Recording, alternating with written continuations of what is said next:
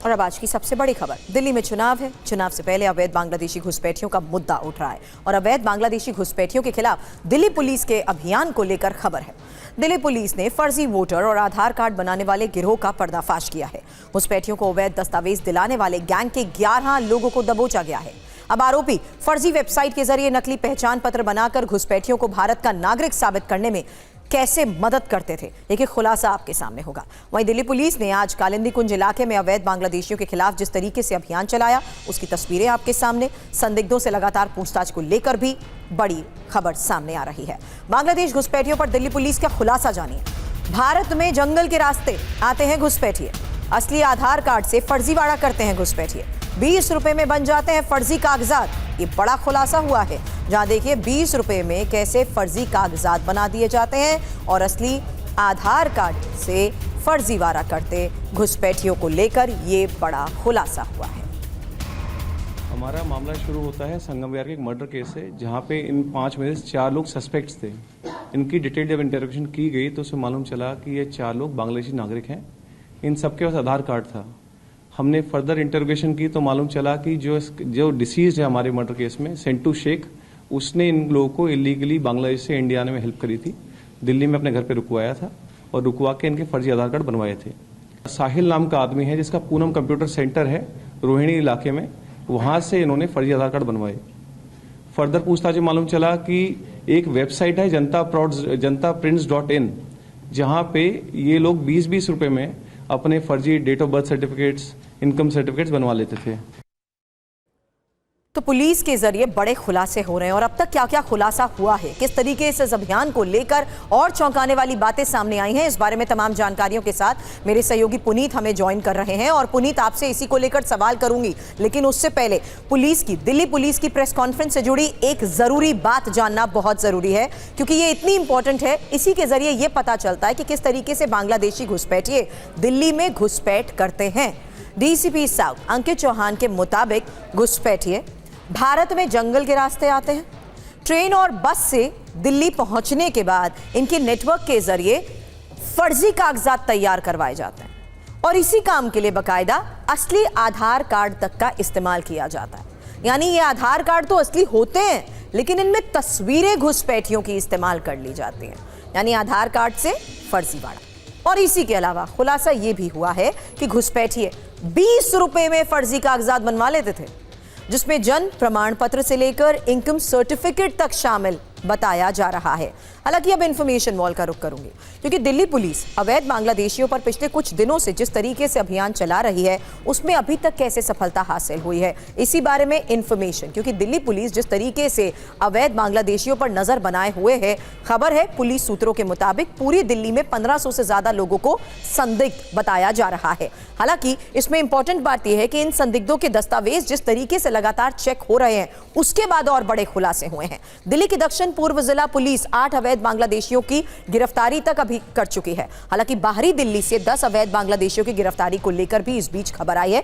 साथ ही साउथ जिला पुलिस ने अब अवैध बांग्लादेशियों के फर्जी डॉक्यूमेंट्स बनाने वाले सिंडिकेट को लेकर भी एक बड़ा खुलासा किया है। अब इस सिंडिकेट के 11 लोगों के पकड़े जाने के बाद पुनीत, यही सबसे बड़ा सवाल है कि ये कैसे ऑपरेट करते हैं, इनका पूरा नेक्सस कहां तक जुड़ा हुआ है, कैसे लोगों को ये फर्जी डॉक्यूमेंट्स प्रोवाइड कर देते हैं, यही खुलासा होना अब और बाकी है। भारत में अवैध रूप से बांग्लादेशियों को बसाने का जो नेक्सस है वो बांग्लादेश से लेकर के हिंदुस्तान तक और दिल्ली तक जुड़ा हुआ है। यही वजह है कि बांग्लादेश से जंगल के रास्ते ये लोग असम, पश्चिम बंगाल होते हुए दिल्ली पहुंचते हैं और यहाँ पर ये लोग फर्जी आधार कार्ड के जरिए अपना धंधा शुरू करते हैं, अपने घर बनाना शुरू करते हैं। तमाम जो बच्चे इनके हैं वो यहाँ पर स्कूलों में एडमिशन लेते हैं, कुछ लोग दुकानें खोलते हैं, कुछ लोग कूड़े का कारोबार करते हैं। दरअसल ये खुलासा साउथ दिल्ली पुलिस ने किया है, जब 11 लोगों को गिरफ्तार किया है, जिनमें 5 बांग्लादेशी जो अवैध रूप से रह रहे थे वो यहां पर गिरफ्तार किए। इसके अलावा 6 उन लोगों को गिरफ्तार किया है जो कि फर्जी डॉक्यूमेंट्स को बनाते थे, तैयार करते थे और बांग्लादेश से अवैध रूप से आने वाले इन लोगों को बाकायदा यहां पर रहने के लिए एक वैलिड पेपर यानी कि आधार कार्ड उपलब्ध कराते थे। किसी भी शख्स की पहचान भारत में उसकी आधार कार्ड होती है और ये आधार कार्ड जाली होता था। यही वजह है कि आज जब कालिंदी कुंज इलाके में साउथ ईस्ट पुलिस ने पूरा अपना ड्राइव चलाया है, तो उसमें लोगों की एक एक इंफॉर्मेशन को लिखा है, नोट किया है। जैसे कि अगर कोई शख्स असम के धुबरी का रहने वाला है तो अब इस आधार कार्ड की पहचान वहां के धुबरी के पते से की जाएगी कि वहां पर क्या ये लोग रहते थे या नहीं। अगर ये आधार कार्ड फेक पाया जाएगा तो फिर इन लोगों को गिरफ्तार किया जाएगा। और इसी कड़ी में आउटर दिल्ली से 10 लोगों को गिरफ्तार किया गया है, जबकि साउथ दिल्ली से भी इससे पहले 8 लोगों को गिरफ्तार किया गया है और 10 ही लोगों को साउथ ईस्ट दिल्ली से गिरफ्तार किया गया। और सबसे बड़ी बात यह है कि 1500 ऐसे संदिग्ध लोग मिले हैं जिनके पास फर्जी दस्तावेज होने का शक पुलिस को है और उनके फर्जी दस्तावेजों की जांच की जा रही है। यानी कि ये बड़ा खुलासा होता है कि कैसे बांग्लादेश से भारत आकर के अवैध तौर पर ये बांग्लादेशी बस गए और यहाँ पर उन्होंने फेक आइडेंटिटी, फेक जो उनके आधार इनको लेकर जो खुलासे हो रहे हैं उसके तहत जो तस्वीरें आ रही हैं पुनीत, ये तो हम लगातार दिखा रहे हैं, लेकिन इनके आइडेंटिफिकेशन के बाद इनकी दिल्ली में अवैध मौजूदगी के तहत आगे क्या और एक्शन लिया जाता है इस पर जरूर नजर बनाए रखिएगा। लेकिन क्योंकि आपने कालिंदी कुंज का जिक्र किया तो उसकी तस्वीरें भी दिखा देती हूँ। दिल्ली में अवैध बांग्लादेशियों के खिलाफ पुलिस के अभियान के तहत अब कालिंदी कुंज से ये तस्वीरें सामने आई, जहां कालिंदी कुंज की झुग्गी बस्ती में चेकिंग अभियान चलाया गया और झुग्गी बस्ती में रहने वाले लोगों की जिस तरीके से जांच पड़ताल की जा रही है, पुनीत इसी बारे में हमें लगातार जानकारी दे रहे हैं। लोगों के आधार कार्ड और दूसरे जरूरी कागजातों की बाकायदा जांच पड़ताल जिस वक्त की जा रही थी, ये उसी वक्त की तस्वीर आपके सामने है। अब अवैध बांग्लादेशियों के खिलाफ अभियान के बारे में एक और इन्फॉर्मेशन आपके सामने। इसमें इंपॉर्टेंट यह है कि दिल्ली पुलिस अवैध बांग्लादेशियों की पहचान जिस तरीके से कर रही है उसके बाद कई बड़े खुलासे हुए हैं। दिल्ली पुलिस ने कालिंदी कुंज इलाके के स्लम एरिया में जिस तरीके से अभियान चलाया उसी की तस्वीर भी आपके सामने। झुग्गियों में रहने वाले लोगों की आइडेंटिफिकेशन प्रूफ को देखते हुए आधार कार्ड और पहचान पत्र की जिस तरीके से जांच हो रही है उसी के तहत इस पूरे मामले को लेकर कई बड़ी बातें सामने आई हैं। कबाड़ का काम करने वाले हर शख्स की जानकारी पुलिस लगातार बाकायदा नोट कर रही है और आम लोगों का तो दावा यह है कि हम असम के धुबरी और पश्चिम बंगाल के रहने वाले हैं। हालांकि जो डॉक्यूमेंट्स अभी तक मिले हैं उन्हें बाकायदा क्रॉस एग्जामिन किया जाएगा और यह भी पता लगाया जाएगा कि इसका सच आखिर है क्या। हमारे संवाददाता पुनीत जो इस बारे में और जानकारी हमें दे रहे थे, अभी तक किस तरीके से ये पूरा अभियान चलाया गया उसको लेकर उनकी एक और रिपोर्ट देखिए। दिल्ली में अवैध रूप से रह रहे बांग्लादेशियों के खिलाफ दिल्ली पुलिस की मुहिम लगातार जारी है। साउथ ईस्ट दिल्ली के मदनपुर खादर इलाके में पुलिस की टीम यहां पर पहुंची है और एक एक लोगों की आईडीज को चेक किया जा रहा है कि क्या वो अवैध रूप से दिल्ली में रह रहे हैं या नहीं। आपके सामने तस्वीरें हैं कि किस तरीके से कालिंदी कुंज थाने की जो पुलिस है पैरामिलिट्री फोर्स के साथ यहां मदनपुर खादर इलाके में पहुंची है और लोगों की आप देखेंगे तो एक एक कागजात को चेक किया जा रहा है। यहाँ पर आधार कार्ड चेक किया जा रहा है, उनकी एक एक डिटेल को नोट किया जा रहा है और उसके बाद इनके जो पेपर्स हैं उनसे पूछताछ करने के बाद इन पेपर्स की भी तस्दीक की जाएगी। तमाम जो आधार कार्ड है आपको दिखाना चाहेंगे कि इस तरीके से ये आधार कार्ड हैं जो कि है ये मुस्तफा बेगम के आधार कार्ड है जिसको पुलिस यहां पर चेक कर रही है, महिला है और जो इनका एड्रेस है वो धुबरी आसाम का है।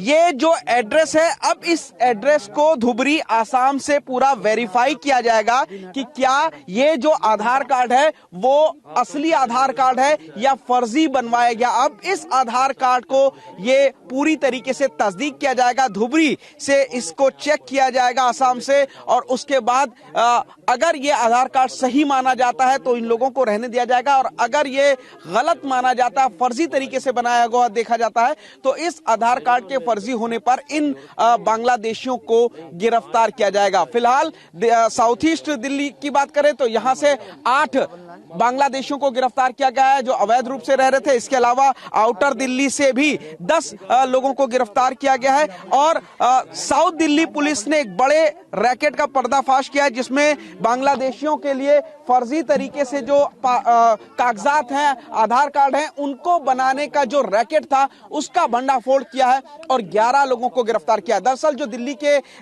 एलजी हैं उन्होंने दिल्ली पुलिस को लेटर लिखा था और कहा था कि दिल्ली में बड़े पैमाने पर अवैध रूप से बांग्लादेशी रह रहे हैं, जिनकी पहचान हो, जिनको गिरफ्तार किया जाए। जिसके बाद दिल्ली पुलिस ने यह मुहिम शुरू की और दिल्ली के हर जिले में बांग्लादेशियों की जो पहचान है वो फिलहाल की जा रही है। तो उनकी पहचान जिस तरीके से की जा रही है, जो अभी तक आधार कार्ड मिले हैं, दावा अगर वो ये कर रहे हैं कि ये धुबरी का है तो असम से भी इसकी बाकायदा आगे जांच की जाएगी। लेकिन अब कालिंदी कुंज के मदनपुर खादर की झुग्गी बस्ती में रहने वाले लोग फिलहाल क्या कह रहे हैं ये भी सुनिए। कुछ बिहार कहाँ पे है? पूर्व साहिबगंज। है पूर्व साहिबगंज। असम? नहीं, बंगाल? जी कूच बिहार। कूच बिहार के रहने वाले हो? अच्छा, यहाँ कब से रह रहे हो? बचपन से रह रहा हूँ मैं। अच्छा, आधार कार्ड कहाँ से बनवाया है? तंबूनगर अपनी घर का एड्रेस में बनाया। अच्छा, मम्मी पापा तंबूनगर में है। मूल रूप से कहने वाले बांग्लादेश के हो या भारत के? इंडिया का हूँ मैं। इंडिया के हो? जी। यहाँ पे क्या काम धंधा करते हो? यहाँ ये कबाड़ा का काम है। कबाड़े का काम? जी। शकीमुद्दीन। शकीमुद्दीन कहाँ के रहने वाले हो? असम। असम में। यहाँ कितने साल से रह रहे हो? 10 साल। 10 साल से क्या करते हो? ये कबाड़ी काम करते हैं। बांग्लादेश से क्या रिश्ता है तुम्हारा? बांग्लादेश से कोई रिश्ता नहीं है। कोई परिवार के लोग पहले रहते थे? नहीं, कभी नहीं। तो यहाँ पे अवैध रूप से रह रहे हो या कागज है तुम्हारे पास? कागज है। कागज है। कहाँ की रहने वाले? आसाम, गुवाहाटी। आधार कार्ड दिखाइए अपना। आधार कार्ड दिल्ली का है। दिल्ली में स्कूल पढ़ते थे, माँ बाप छोटे में लाए तो यहाँ के सर बोलते हैं कि दिल्ली का आधार कार्ड नहीं बनाओगे तो स्कूल में नहीं एडमिशन होगा, इसलिए सब कुछ गांव का है पर दिल्ली का आधार कार्ड है। अच्छा। हाँ, पर इसमें आसाम का है डॉक्यूमेंट्स, आप चेक करोगे तो आएंगे इसमें। अच्छा। इसलिए दिल्ली का आधार कार्ड बनाने बोलते दिल्ली का आधार कार्ड बनाए। यहाँ क्या करते हो? यहाँ पर कूड़े का काम करते हैं। अच्छा। कोई नौकरी तो देंगे नहीं, हम गरीब इंसान है, इतने पढ़े लिखे भी नहीं है कि हमें सरकारी कोई नौकरी देंगे। 7वीं तक पढ़ी हूँ, फिर भी आते हैं कुछ नाम हम पकड़ लेते हैं तो हमें तो नौकरी तो नहीं मिलेंगे, इसलिए हम कूड़े का काम ही करते हैं। महीने में 10,000 रुपए कर लेते हैं। बांग्लादेश से कोई रिश्ता? नहीं, बांग्लादेशी इधर कोई भी नहीं है, हम सब आसाम है, आसाम गुवाहाटी। और दिल्ली में अवैध बांग्लादेशियों पर मचे सियासी घमासान के बीच अब बीजेपी ने आम आदमी पार्टी पर इन्हें संरक्षण देने के आरोप लगाए हैं। तो आम आदमी पार्टी ने कहा बीजेपी बांग्लादेशी के नाम पर पूर्वांचल के लोगों का नाम वोटर लिस्ट से कटवा रही है।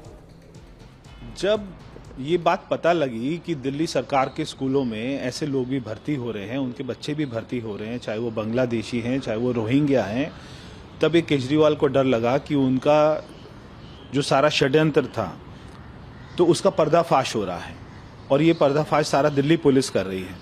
तब वो आगे होके उन्होंने ये ऑर्डर निकाला और ये सारा ड्रामा किया कि हम भी इसकी जांच कराएंगे। मगर इन सारी कार्रवाई के पीछे अगर किसी का हाथ है तो वो आम आदमी पार्टी का हाथ है। देखिए, ये बेहद दुखद है कि भाजपा अपनी नकारात्मक राजनीति पर फिर से उतारू है। वो जानबूझ के हमारे पूर्वांचली भाई बहनों को परेशान करने का काम कर रही है। 30 साल 40 साल से जो लोग दिल्ली में रह रहे हैं, जिन्होंने दिल्ली के निर्माण में योगदान किया, जो यहाँ पर जिनके बकायदा वोटर कार्ड बने हुए हैं, जिस वजह से उनको फैसिलिटीज मिलती हैं, भाजपा चाहती है उन तक ये फैसिलिटीज ना पहुंचे, उनका ये षड्यंत्र है। और आगे बढ़ने से पहले इस बीच एक बड़ी खबर बता दें। चंडीगढ़ नगर निगम की बैठक में हंगामे को लेकर ये खबर आ रही है, जहां चंडीगढ़ में पार्षदों के बीच धक्का मुक्की तक की नौबत आ गई। ये देखिए तस्वीर सामने आई है, जहां ये पार्षद हैं जो धक्का मुक्की कर रहे हैं और ये चंडीगढ़ नगर निगम की बैठक के दौरान हंगामे की तस्वीरें सामने आई हैं।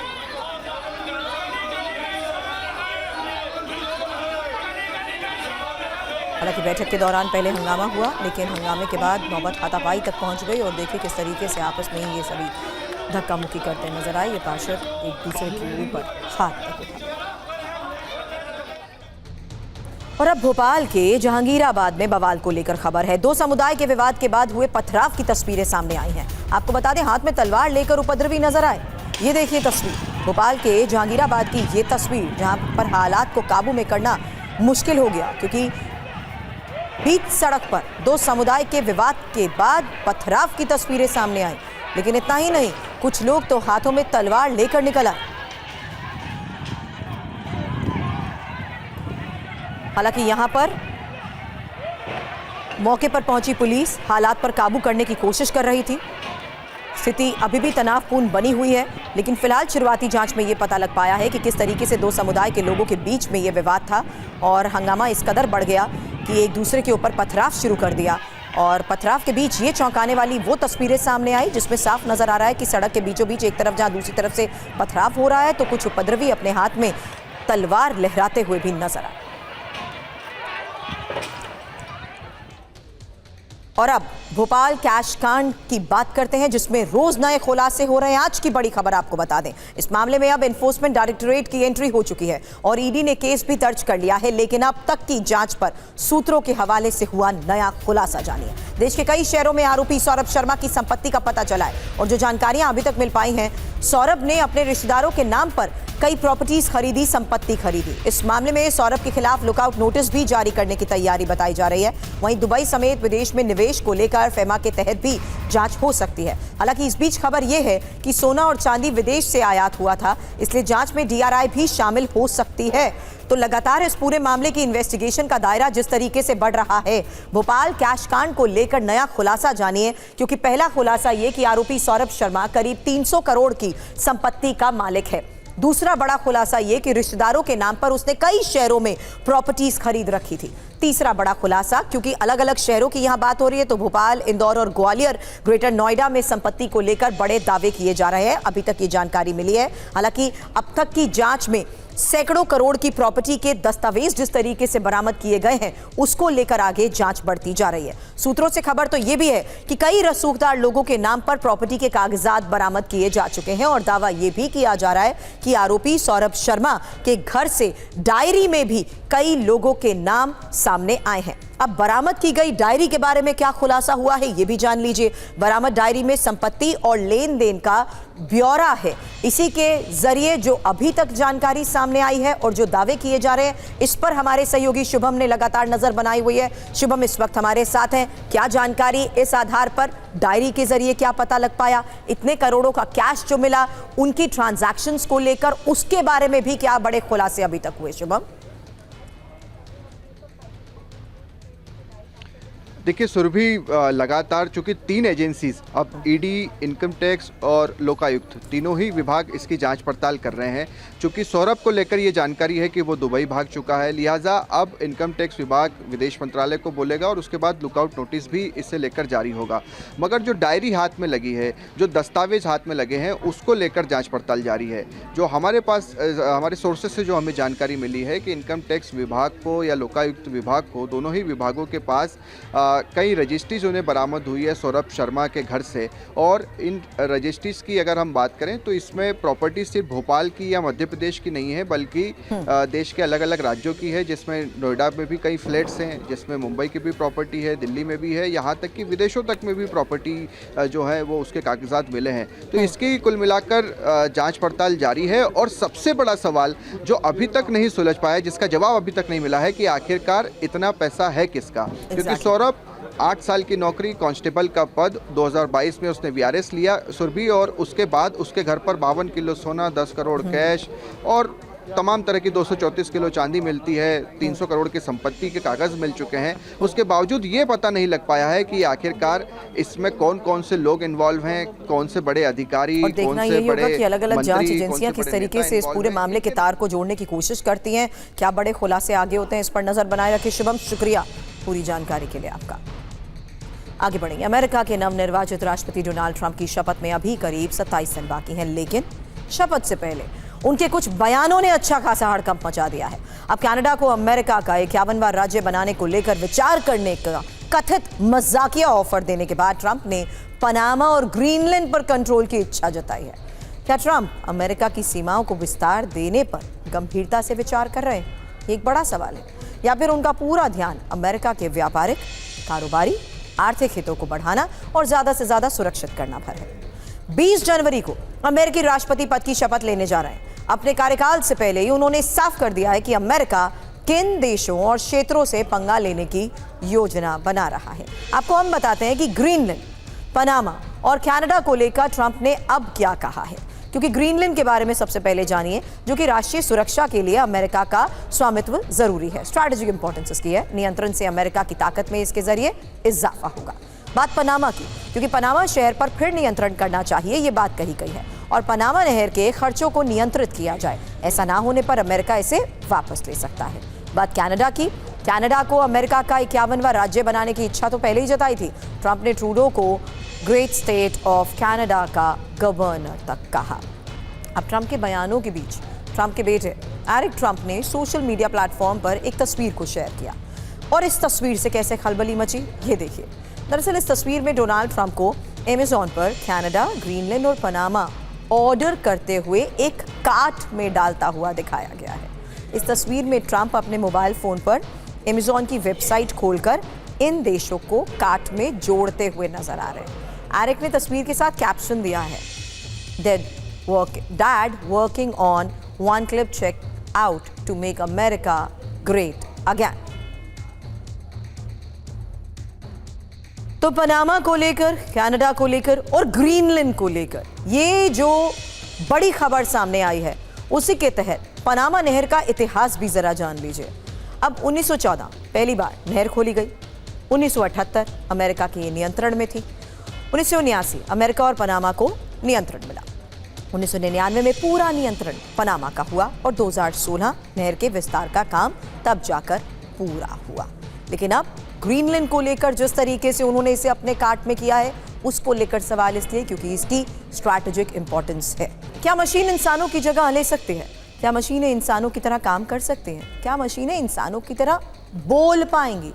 ये सवाल लंबे समय से बहस का मुद्दा तो बना हुआ है, लेकिन इन सवालों के बीच चीन ने ये सब कुछ कर दिखाया है। कुछ दिन पहले ही शंघाई इंसानों जैसे रोबोट्स बनाने वाली फैक्ट्री का उद्घाटन हुआ है और दावा यह किया जा रहा है कि इस तरह के रोबो हर साल 1000 से ज्यादा बनाए जाएंगे, जिन्हें फैक्ट्रीज, सोशल वर्क और घरेलू काम के लिए इस्तेमाल किया जाएगा। अमेरिकी नेवी एक ऐसे ड्रोन पर काम कर रही है जो समंदर के अंदर जाकर दुश्मन के युद्धपोत पनडुब्बी को तबाह कर देती है। अमेरिकी नेवी ने इस अंडर वाटर ड्रोन का नाम रखा है मंता-रे। मंता-रे ड्रोन अमेरिकी नौसेना के कई सीक्रेट मिशन में से एक है, जो पिछले दिनों इसको कैलिफोर्निया में देखा गया, जिसके बाद इससे जुड़ी खबरें बाहर आने लगी। ये अंडर वाटर ड्रोन लंबे समय तक पानी के अंदर रह सकता है। इसे कई महीनों तक समुद्र की तलहटी पर निष्क्रिय तौर पर रखा जा सकता है और जरूरत पड़ने पर इसे एक्टिव भी किया जा सकता है।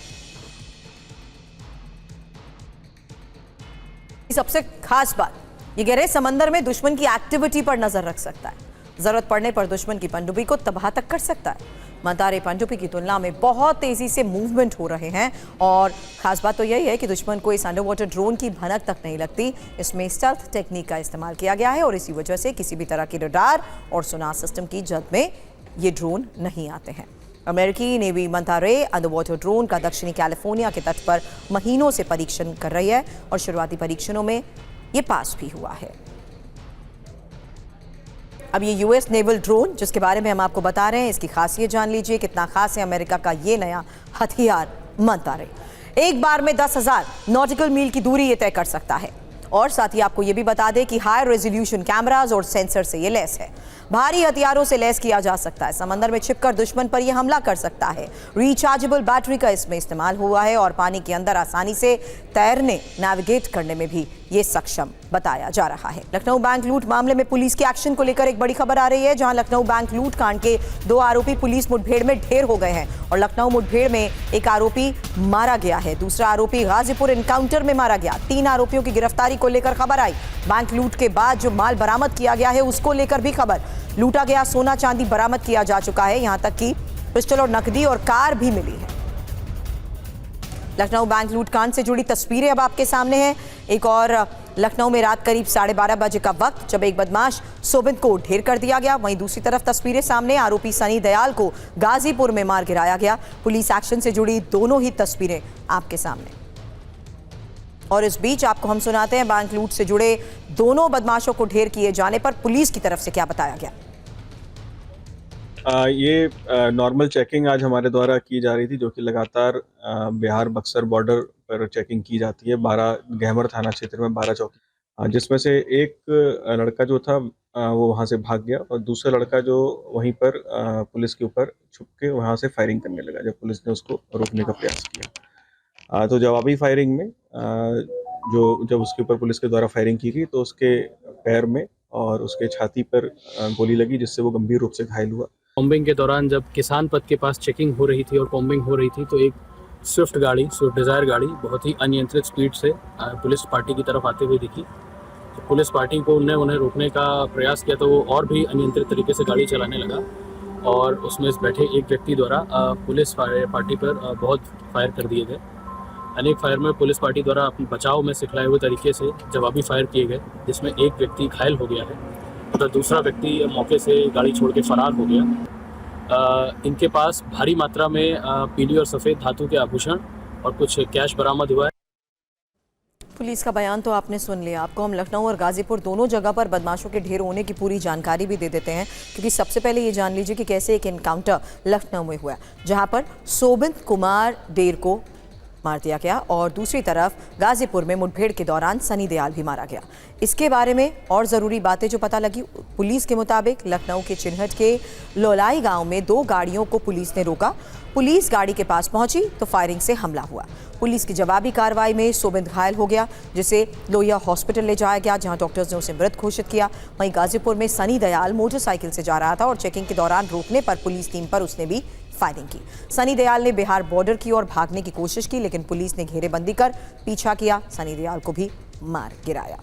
अब लखनऊ में बैंक लूट की वारदात को अंजाम देने वाले बदमाशों पर पुलिस जिस तरीके से शिकंजा कस रही है, उस बारे में इंफॉर्मेशन वॉल पर भी एक डिटेल आपके सामने, क्योंकि अब तक 2 बदमाशों के एनकाउंटर को लेकर बड़ी खबर सामने आई। 3 आरोपी शिकंजे में, जबकि 2 अभी भी फरार बताए जा रहे हैं। इनमें एक का नाम विपिन वर्मा बताया जा रहा है, जो लखनऊ का रहने वाला है और ये फिलहाल आपको बता दें फरार है।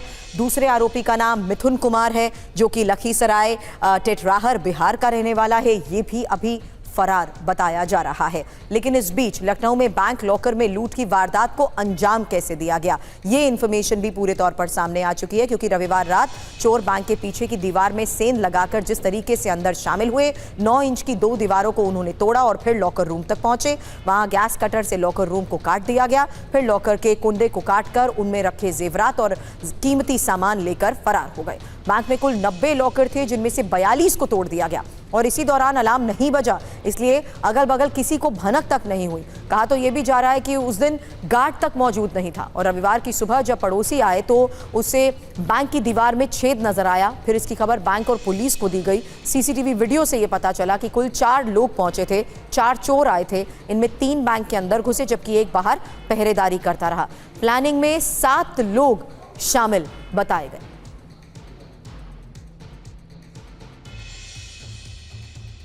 और एक और बड़ी खबर, बीएनएस की धारा 61 को लेकर एनफोर्समेंट डायरेक्टरेट ऑफिसर्स को आदेश, जहां ऑफिसर्स को अफसरों को अब धारा 61 का बेवजह इस्तेमाल ना करने का आदेश दिया गया है। मनी लॉन्ड्रिंग में साजिश, धारा का बेवजह इस्तेमाल ना हो। पीएमएलए के 150 क्लॉज को इस्तेमाल करने के निर्देश। सूत्रों के हवाले से ये बड़ी खबर आ रही है, जहां ईडी डायरेक्टर ने अधिकारियों को आदेश जारी किया है।